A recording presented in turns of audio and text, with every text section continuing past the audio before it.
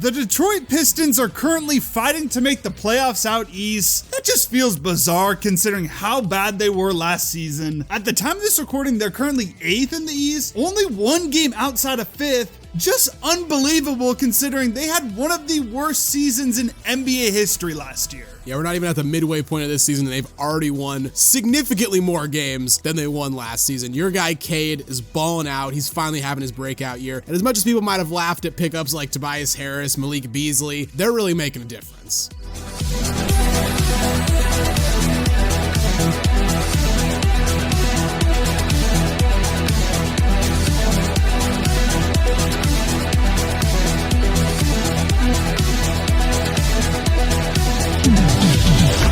Before we start talking about how the Pistons saved their rebuild, please give the video a like, subscribe to the channel, and hit the notification bell so you never miss out on any new videos.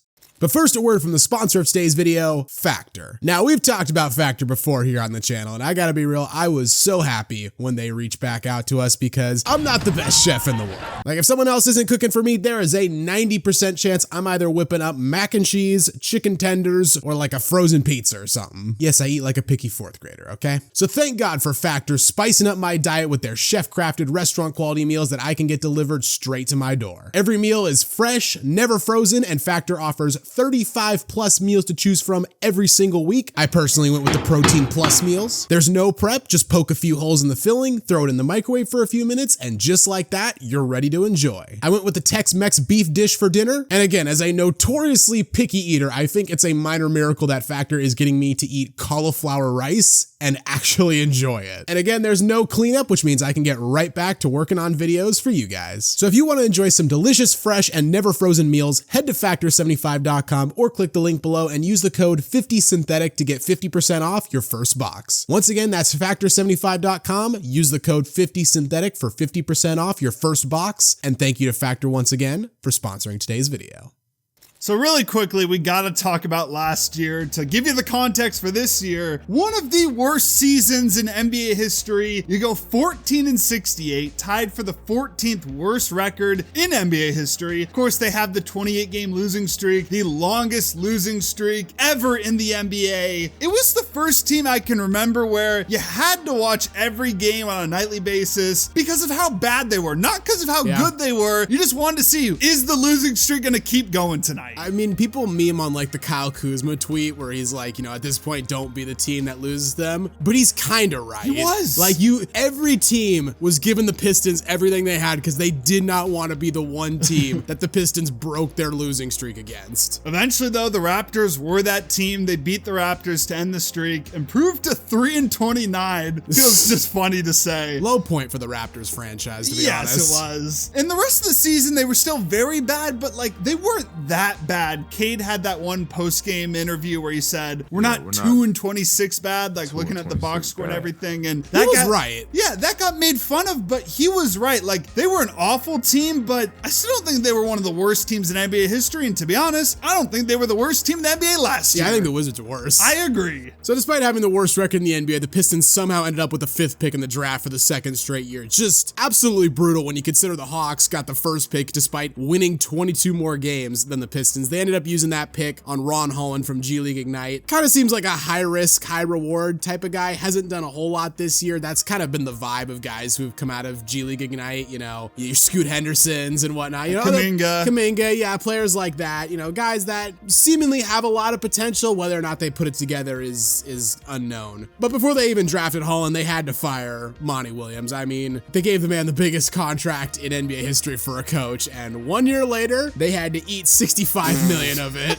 I mean, yeah, they just had to. Like, it hurts, but they had to eat that money because you can't keep a guy after he goes 14-68. You just can't. They end up hiring JB Bickerstaff, who got let go by the Cavs. Obviously, the Cavs are having their historic season with Kenny Atkinson there, but I don't think that means JB Bickerstaff is a bad coach. He's proven that so far this season. In his 4 years with the Cavs, he proved that he can build young teams, mentor guys, and like develop young players. So it was a great hiring. expiring. And the main thing the Pistons did this past offseason is they brought in veterans. They wanted to be a more respectable, like decent team. Get some veterans that could give you some solid production. The main one they brought back Tobias Harris on a 2-year, $52 million deal. And Tobias Harris gets made fun of a lot for just being this guy who's like an average NBA player who somehow always gets paid $20 million plus. I don't get it. His agent, terrific job by that dude. Makes his money. Yeah, but at the very least, he's dependable. He can give you 13 a night. He can shoot the ball, grab some boards. Like, you're not locking him up to a long-term deal. It's 2 years, $52 million. Next year, that deal is expiring. So, I mean, he hasn't been great, but at least he's dependable. He's a veteran. Yeah, and people got to remember, there's a salary floor in the NBA. Like, teams have to spend money somewhere. And if you're the Pistons and you can get Harris for 2 years, $52 million, like $26 million a year for Tobias Harris, who gives you 15 points a game, that's fine for the Pistons. Yeah, also signed Malik Beasley to a 1-year, $6 million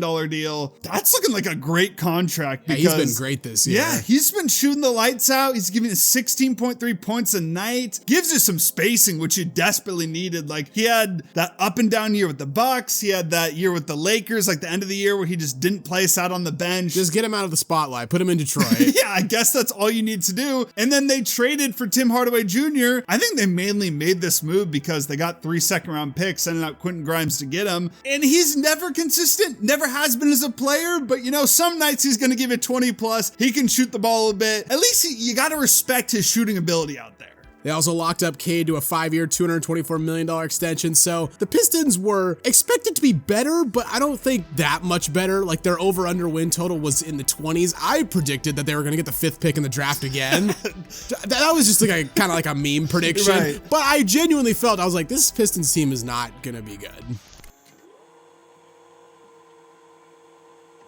And immediately they started the season 0-4, and I think people were kind of panicking, like, is this team going to be awful again? I was kind of thinking, like, how are they going to be this bad again? To be fair, when you look closer, the schedule was pretty tough. Indiana Pacers at home for the opening night game. Then you go on the road to the Cavs. You play at home versus the Celtics, and then at Miami. Like, it makes sense why you start 0-4. You got these new guys coming in, but they started to pick things up. You end November at 9-13. To give you some context, they didn't get their 9th win till the end of February last year. The Super Bowl had passed. Yes. When the Pistons got their 9th win last season. Valentine's Day was passed. Like, we were already almost into spring. This time they got it before Christmas. Yeah, pretty good. So you can laugh at 9-13, but it was a massive improvement from the year prior. Around then, they got Asar Thompson back, who missed the start of the season with blood clots. I mean, we've heard a lot this season about Amen Thompson down in Houston, but Asar's athleticism and defense has been insane. There was that one lob against the Timberwolves, which unfortunately it didn't count, but Cade throws the ball from out of bounds and Asar just leaps over Rudy Gobert, 7-1 stifle tower Rudy Gobert, and just yams it on him. It doesn't count, but it's just a play that shows the type of athlete he is, and hopefully he can get the blood clot issues and put those behind him and stay healthy, because he is an exciting young player. Yeah, also had that other lob in the game, which did count from Cade off the backboard. That was incredible. Pistons kind of struggled to start December, but near the end of it, they caught fire, and they have not looked back since. We're recording this before the Knicks game on Monday, but at the moment, they've won 9 of 11 games. This is where I got to give a shout out to Cade. Dude has been incredible. Finally had that breakout year. I've been holding the stock, just waiting for it to explode. You've been glazing this man since Oklahoma State. Yeah, literally. I just love his game. 24 points a night, 9.5 assists, almost 7 boards. The game is just so smooth. You'll love watching him play. It's just so smooth out there. Like, he doesn't play anything like him, but just the pace he plays, the smoothness, gives me shades of Brandon Roy. Like I said, doesn't play anything like him, but the pace and the smoothness, it's just beautiful to watch. He's a 3-level scorer, one of the best mid-range players in the entire NBA. He's shooting like 38% from threes, got that step back 3 ball, elite playmaker, needs to get the turnovers down, but besides that, dude's been incredible. And the Pistons actually have guys who can shoot the ball, so he has space to operate. Some of the stat lines recently: